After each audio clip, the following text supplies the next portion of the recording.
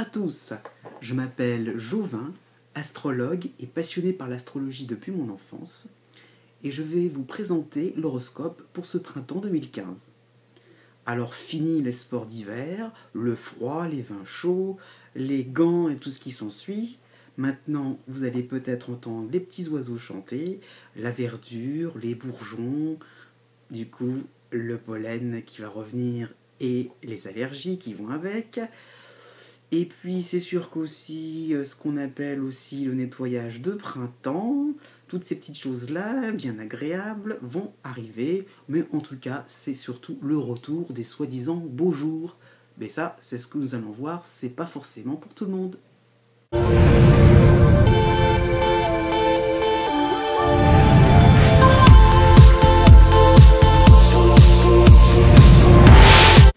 Passons au deuxième signe du zodiaque. Pour les taureaux, la saison ne sera pas vraiment extraordinaire. Tant que vous avez la paix, considérez que cela tombe bien pour vous. Cela revient un peu à la citation de la reine Didon qui attend son prince charmant « Sœur Anne, ne vois-tu rien venir ?» Les planètes de fond sont vos alliés, ok, mais concrètement rien. Il va falloir attendre votre tour. Les taureaux qui seront les plus épargnés pendant ce printemps 2015 seront ceux qui sont nés du 1er mai au 5 mai. En effet, grâce aux planètes Neptune et Pluton derrière vous, vous êtes et serez encore plus intuitif que d'habitude. Vous repérerez du coup les besoins des autres, vous ferez preuve d'une meilleure psychologie dans vos relations. Vous porterez aussi un projet professionnel avec finesse. Mais les retombées dans tout ça, bof. Vous n'aurez pas la chance derrière vous, mais ça viendra cet été. Soyez conciliants en famille, ne vous mêlez pas dans des histoires vaseuses. A l'inverse, ceux qui seront dans le collimateur des astres seront ceux qui sont nés tout à la fin du signe, c'est-à-dire les natifs du 20 et 21 mai. En effet, comme la planète Saturne, actuellement en Sagittaire, n'est pas allée très très loin vraiment dans ce signe, eh bien donc il y a encore quelques taureaux qui sont embêtés donc par l'opposition de cette planète. Concrètement, pendant tout le printemps, eh bien les autres continueront, ça a déjà commencé, les autres continueront à vous enquiquiner. Vous vous sentirez vraiment titillé, embêté, toujours contrarié, et au bout d'un moment c'est épuisant et malheureusement ça continuera comme ça. Vous étiez à l'abri il y a un an, mais depuis novembre 2014, tout s'est ralenti. Il faut encore répondre aux exigences des autres, y compris celles de votre partenaire. Un moment épuisant vers le 10 mai. Ne vous obstinez pas face aux rivalités ou aux contretemps. La période marquante. Alors, marquante, ça ne veut pas forcément dire positive, puisque justement, marquante, là, on va parler donc de ceux qui sont nés du 29 avril au 9 mai, donc c'est quand même assez large. Je vais donc vous parler de la pleine lune du 4 mai. Elle marquera un moment de déception.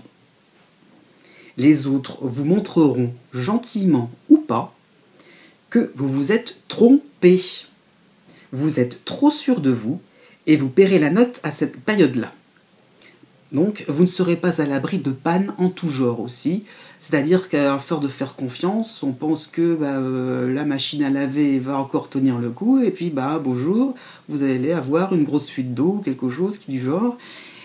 Et c'est un petit peu cette situation qui peut vous arriver, pas forcément dans l'électroménager non plus, ce n'est qu'un horoscope, mais bon,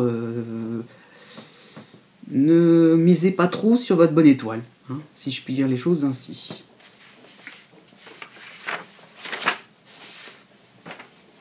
Continuons donc notre parcours pour ce signe. Alors, je vais continuer avec les natifs du 21 au 23 avril. Pas d'obstacle en vue. Pas de moment palpitant. La routine, quoi. Donc, après tout, comme c'était dit précédemment, ne vous estimez pas malheureux. Cela ne vous dérangera pas non plus. Par contre, il faut bien faire la distinction donc, entre votre signe et votre ascendant, car jetez-y un coup d'œil si vous pouvez, ça peut changer quand même, le calme plat peut être relatif. En tout cas, la nouvelle lune chez vous, au 18 avril, vous permettra d'avoir des idées neuves, de vous projeter dans l'avenir. Multipliez les démarches administratives, professionnelles, ou aussi pour rencontrer l'âme sœur. Cela portera ses fruits, mais à partir de cet été. Donc, soyez un petit peu patient, vous allez voir que le ciel va un petit peu s'éclaircir, mais franchement c'est mieux pour cet été. Les natifs du 24 avril au 30 avril. Plus sensibles que d'habitude, vous serez plus à l'écoute des petits signes du destin, des clins d'œil de l'au-delà. Vous voulez depuis quelques mois participer à une cause plus spirituelle, plus humaine. Vous recherchez plus de romantisme en amour. Vous ouvrirez votre cœur à la nouvelle lune du 18 avril. C'est-à-dire que, tout simplement, vous ferez peut-être une déclaration d'amour. Bon, sur un autre plan, vous aurez aussi une idée littéraire à diffuser, un début de projet associatif, mais aussi un flair imparable dans les affaires. Donc pour les finances, c'est plutôt sympathique. Mais bon, c'est toujours pareil, c'est relatif. Attention pour les autres taureaux, donc rien de concret encore. Effectivement, pour les natifs qui sont nés donc, du 28 avril au 30 avril, le printemps commencera par des erreurs, un trop grand optimiste quant au bon déroulement de vos projets.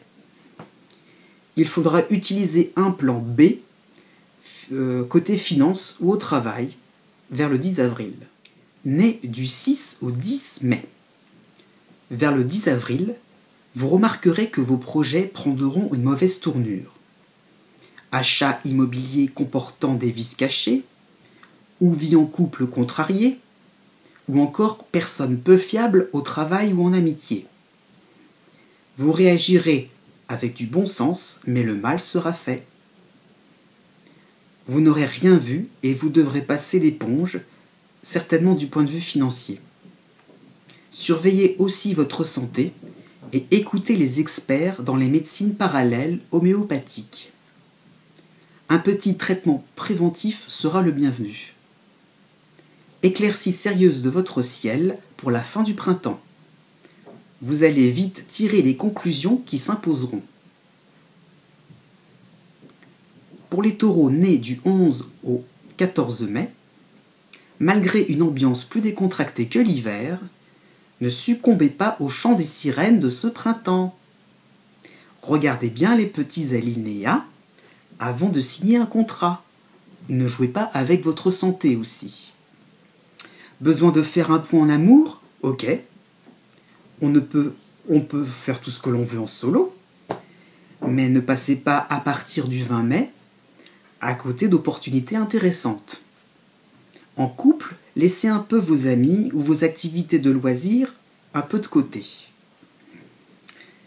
En effet,